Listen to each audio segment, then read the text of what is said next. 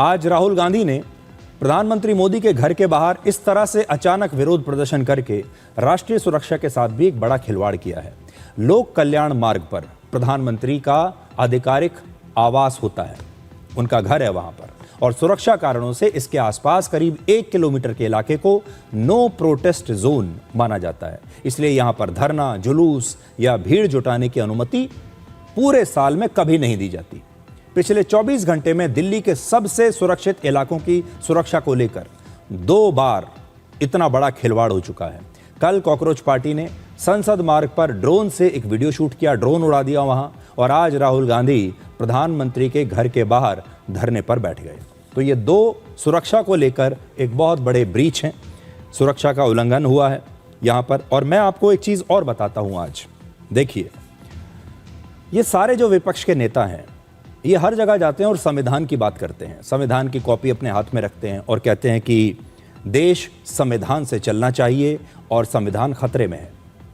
संविधान क्या है? संविधान ये कहता है कि ये देश किसी व्यक्ति की मर्जी से नहीं चलेगा, प्रक्रिया से चलेगा, कानून से चलेगा। हर चीज का एक प्रोसीजर है, हर चीज पर एक कानून है, हर चीज का सुझाव और उसका सॉल्यूशन संविधान में लिखा है, उसके हिसाब से चलेगा।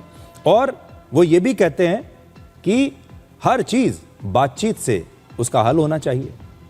लेकिन आज अगर आप देखें तो राहुल गांधी ये जानते हुए कि ये नो प्रोटेस्ट जोन है, जानबूझकर वहां बैठे, जानबूझकर उन्होंने धरना दिया ताकि पुलिस को उन्हें जबरदस्ती उठाकर ले जाना पड़े और उसके वीडियोस बन जाएं। दूसरी बात, कॉकरोच पार्टी ने 20 तारीख को, 20 जुलाई को जो अपना विरोध प्रदर्शन किया था, जिसकी तस्वीरें आप कल से देख रहे हैं, उसके बारे में भी मैं आपको बताना चाहता हूं कि दिल्ली पुलिस ने अपनी एक एडवाइजरी जारी की थी। देखिए, कल की तस्वीर कुछ आपको दिखाते हैं। कल कैसे तोड़फोड़ हुई थी, कैसे मारपीट हुई थी, आंदोलन ने कैसा रूप ले लिया था। लेकिन दिल्ली पुलिस की एडवाइजरी सुनिए। दिल्ली पुलिस ने यह साफ कहा था कि कॉकरोच पार्टी ने 20 तारीख के प्रदर्शन के लिए ना तो कोई अनुमति मांगी है और ना ही इस पूरे इलाके में प्रोटेस्ट, मार्च या जुलूस की कोई अनुमति दी जा सकती है। अनुमति दी भी नहीं जा सकती। ये इलाका ऐसा है जहां पर कोई प्रोटेस्ट नहीं हो सकता और उन्होंने अनुमति मांगी भी नहीं है। और खास तौर पर ऐसे समय जब पार्लियामेंट का सेशन चल रहा हो तो उस समय वहां पर बहुत ही सख्त सुरक्षा के इंतजाम किए जाते हैं। इसलिए कोई भी परमिशन उस दिन के लिए वहां नहीं दी जा सकती। ये आपकी स्क्रीन पर पब्लिक एडवाइजरी पुलिस की, दिल्ली पुलिस की लिखी हुई है। ये सब जानते हुए कॉकरोच पार्टी ने जानबूझकर उसी इलाके में यह विरोध प्रदर्शन किया। वो जानते थे कि हम कानून तोड़ रहे हैं और कानून पुलिस कितने देर तक तोड़ने देगी आपको। आप कानून तोड़कर पार्लियामेंट की तरफ जा रहे हैं और ये भीड़ उग्र है, हजारों लोगों की भीड़ है। अगर सोचिए, अगर ये संसद भवन तक पहुंच जाते तो क्या ये संसद भवन के गेट पर चुपचाप खड़े हो जाते? ये अंदर जाने की कोशिश करते और फिर जो तस्वीर आप देख रहे हैं बाहर, ये सब आपको संसद भवन के अंदर दिखाई देती। कॉकरोच पार्टी के इस आंदोलन में 118 पुलिसकर्मी और 70 प्रदर्शनकारी घायल हुए हैं। ऐसा बहुत कम देखा गया है जब प्रदर्शनकारियों से ज्यादा पुलिस वाले घायल हो जाएं। इसका मतलब है कि उपद्रवियों ने सीधे पुलिस को निशाना बनाकर हमला किया था। पुलिस वालों की संख्या ज्यादा है घायलों की और प्रदर्शनकारियों की कम है। आज विपक्षी पार्टियों के नेता घायल छात्रों को देखने के लिए तो अस्पताल जा रहे हैं, उनका हालचाल पूछने के लिए जा रहे हैं, लेकिन अपनी ड्यूटी पर घायल हुए पुलिस वालों को देखने के लिए कोई नहीं जा रहा। ये कितनी खराब बात है। दिल्ली के पुलिस कमिश्नर अनुराग कुमार ने 20 जुलाई को अस्पताल जाकर घायल पुलिस वालों से मुलाकात की और उनका हालचाल पूछा।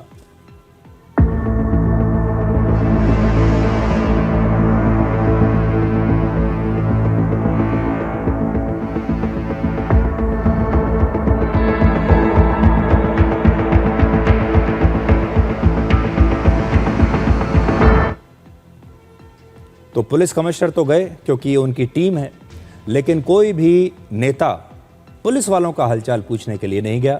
और इन पुलिस वालों की सोचिए क्या गलती है। ये जो पुलिस वाले हैं ये तो अपनी ड्यूटी कर रहे हैं और जिस दिन इन पुलिस वालों ने अपनी ड्यूटी करनी बंद कर दी उस दिन आप सोचिएगा इस देश का क्या हाल होगा। घायल पुलिस वालों के मुताबिक हमला करने वाले कोई आम छात्र नहीं थे और कई प्रदर्शनकारी अपने बैग में पहले से ही पत्थर भरकर लाए थे। इन प्रदर्शनकारियों ने पुलिस कर्मियों पर पत्थर और स्टील के डंडों से हमला किया और इन हमलों में किसी पुलिस वाले का सिर फट गया तो किसी का हाथ टूट गया। कुछ पुलिस वालों से बात हुई है, उनकी बात सुनिए अब। एकदम से पथराव हुआ तो हमने इधर उधर देखा तो समझ में नहीं आ रहा था पत्थर आ कहां से रहे। थोड़ी देर बाद देखने के बाद पता चला कि सुलभ शौचालय के ऊपर कई लोग छुपे हुए हैं जो कि हमारे ऊपर पथराव कर रहे हैं। और वो पत्थर नहीं थे, वो टाइलें थी। टाइलों को नोकीला करके एज एन वेपन यूज करा जा रहा था हमारे को कट्स मारने के लिए, ताकि हमारे को चोटें ज्यादा आए। लगभग 50, 100, 200 गिनती नहीं है उन लोगों की, वो कितने लोग थे, वो स्टूडेंट्स भी नहीं लग रहे थे मेरे को। उन्होंने अपने बैगों में पत्थर भर रखे थे और पत्थरों से मार रहे थे। पत्थर वाले बैग हमारे सरों पे मारे जा रहे थे। उसके बाद कई लोगों ने मेरे को घसीटा, लड़कियों के मुंह से नाखून मारे गए, उनके मुंह से ये बातें निकली, इन्हें जान से मार दो, ये पुलिस के नाने लायक नहीं है, ये पुलिस के रूप में भेड़िए हैं, गुंडे हैं। ये सर पत्थर लगे हैं। यहाँ पे मेरे को एक यहाँ पे कट आया है नीचे की तरफ, उसमें मेरे को स्टील का डंडा मारा गया है लेटा के। कुछ लोग तो अपने कड़ों का इस्तेमाल कर रहे थे। ये सर, ये जब मैं रोड पे रगड़ा गया हूँ तो मैं ऐसे लेटा हुआ था और मेरे को ऐसे खींचते हुए ले जा रहे थे। मैं यूं अपने आप को बचाने की कोशिश कर रहा था, बट मेरा बचाव कहीं नहीं हुआ। वो तो भगवान की किस्मत थी या जिस मर्जी की किस्मत थी सर। किसी की दुआ थी कि मेरे स्टाफ के लोगों ने मेरे को उस समय 10-15 लोगों ने उनकी तरफ धावा बोला, तब उन लोगों ने मेरे को छोड़ा। नहीं तो वो मेरे को छोड़ने नहीं वाले थे, मेरे को जान से ही मारने वाले थे वो लोग। हमारी 20/7/26 को प्रोटेस्ट अरेंजमेंट में ड्यूटी थी, जो duty parliament street police station के सामने की थी। वहाँ पे हम भीड़ को काबू करने की कोशिश कर रहे थे। काफ़ी भीड़ हो गई थी, तो सुबह से भीड़ बढ़ रही थी। धीरे धीरे वो भीड़ उग्र होती गई। हम पब्लिक, लड़कियां, बच्चे सभी को कोऑपरेट कर रहे थे। धीरे धीरे उनको हटाने की कोशिश कर रहे थे। अचानक भीड़ इतनी बेकाबू हो गई, उग्र हो गई, जिन्होंने हम पे पत्थरबाजी स्टार्ट कर दी और हमारे सर पे चोट लगी, जिससे मुझे हेड इंजरी हुई और मेरे को पीसीआर के थ्रू आरएमएल हॉस्पिटल हमारे सीनियर अफसरों ने भेजा। जब स्टैम्पेड हुआ, मैंने बार बार जो है फ्रंट से मैंने बार बार निर्देश दिया, रिक्वेस्ट भी किया लड़कों से, लड़कियों से कि आप लोग डिस्टेंस मेंटेन रखें और शांति से बैठे रहें। लेकिन उसमें भीड़ में बहुत सारे लोग रहते हैं मैम, पीछे से धक्का देने वाले। अब वो लोग वो डिसिप्लिन मेंटेन नहीं करेंगे, अनियंत्रित हो जाएंगे, तो फिर हमारा काम है उसको रोकने के लिए।